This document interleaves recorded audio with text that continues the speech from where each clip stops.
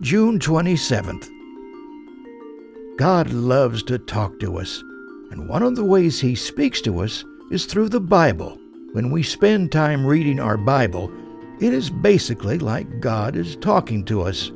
There is a story in Acts 10 about a man named Cornelius that heard from God when he spent time with Him. Cornelius and his whole family loved God. They gave to people who needed things, and they spent time with God by praying regularly. One day, while Cornelius was talking to God, an angel spoke to him. The angel told Cornelius that God had heard his prayers and that he needed to invite a man named Peter to come over to his house. So Cornelius told 2 of his servants and a soldier what the angel said, and sent them to find Peter. While Cornelius's men were on their way, Peter was on his roof praying and spending time with God. He then realized that he was supposed to go to Cornelius's house.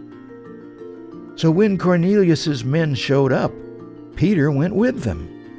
When he arrived at Cornelius's house, Peter saw that Cornelius had invited his whole family and all of his friends over too.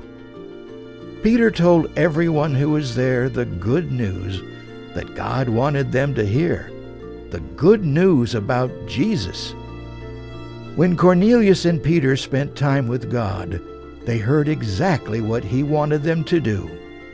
And when Cornelius's family and friends spent time with God by listening to Peter tell the good news, they heard about God's love, and they chose to believe in Jesus. I know it can sometimes seem difficult to hear from God, but He has made a way for us to know His voice. When we spend time with God, we can know what He wants us to do too. We can spend time with God by reading our Bible, learning at church, and asking God to speak to us, knowing that He will. You and I hear from God when we spend time with Him.